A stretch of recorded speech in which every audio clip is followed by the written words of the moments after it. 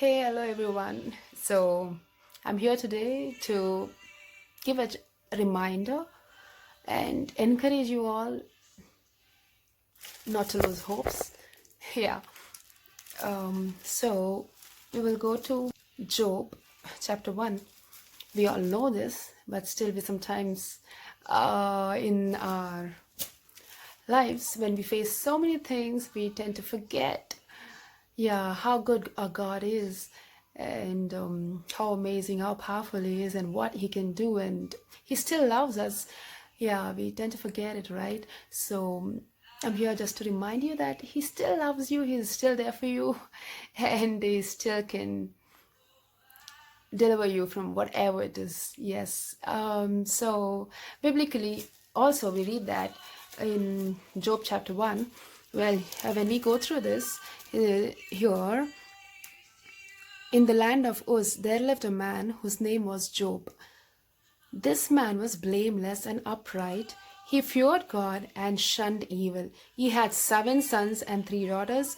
He owned 7,000 sheep, 3,000 camels, 500 yoke of oxen, and 500 donkeys, and there are so many. He was very prosperous person. Yeah. And he feared God. He did the right things. He did not do anything wrong, and he did not harm anybody. He was righteous person. Still, later the angels came to present themselves before the Lord, and Satan also came with them. The Lord said to Satan, "Where have you come from?" Satan answered the Lord, "From roaming throughout the earth, going back and forth on it." Then the Lord said to Satan, "Have you considered my servant Job?" See, the Lord was very, what to say, proud of how Job was living his life.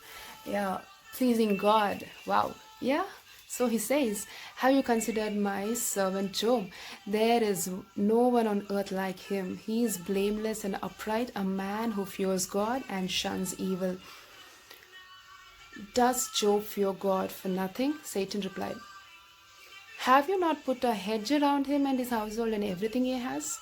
You have blessed the work of his hands so that his flocks and herds are spread throughout the land. But now stretch out your hand and strike everything he has, and he will surely curse you to your face." The Lord said to Satan, "Very well then, everything he has is in your power, but on the man himself do not lay a finger." God says that. Then Satan went out from the presence of the Lord. One day, when Job's sons and daughters were feasting and drinking wine at the oldest brother's house, a messenger came to Job and said, "The oxen were plowing and the donkeys were grazing nearby, and the Sabaeans attacked and made off with them. They put the servants to the sword, and I am the only one who has escaped to tell you." While he was still speaking, another messenger came and said, "The fire of God fell down from the heavens and burnt up the sheep and the servants, and I am the only one who has escaped to tell you." While he was still speaking again, another messenger came and said, "The Chaldeans formed 3 raiding parties and swept down on your camels and made off with them. They put the servants to the sword, and I am the only one who has escaped to tell you."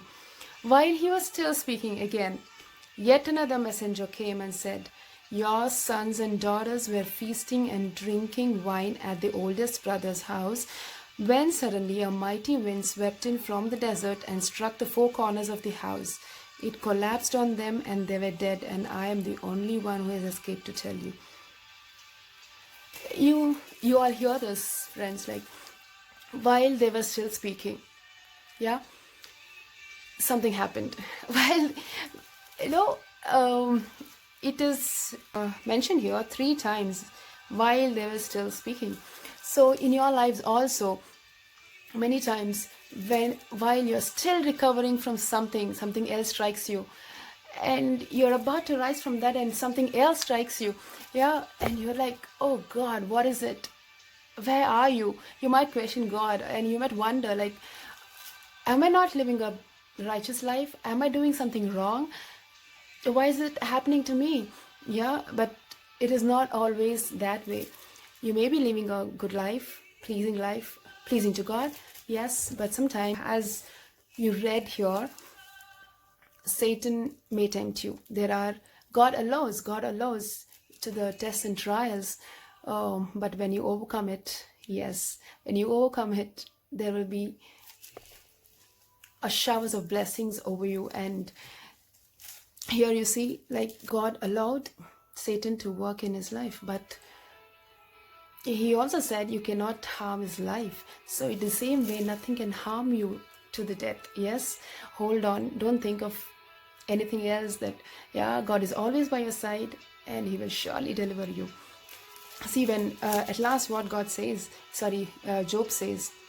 at this, Job got up and tore his robe and shaved his head. Then he fell to the ground in worship. Wow. He worshipped God even in that.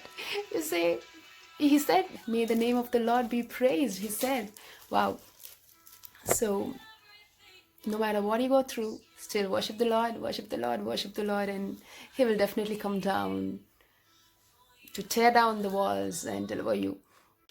You know, Jesus came down from heaven to die for us, just to set us free.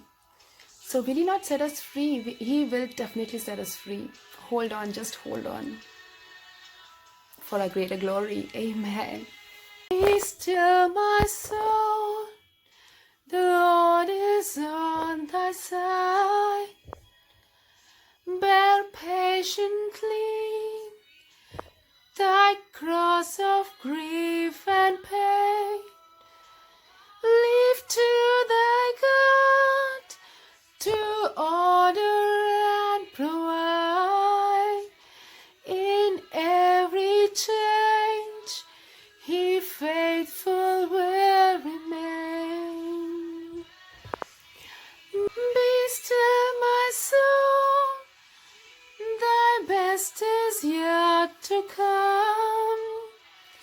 You shall bear 1,000 foes and more, for all the grief that you have ever had. Amen. God bless you all.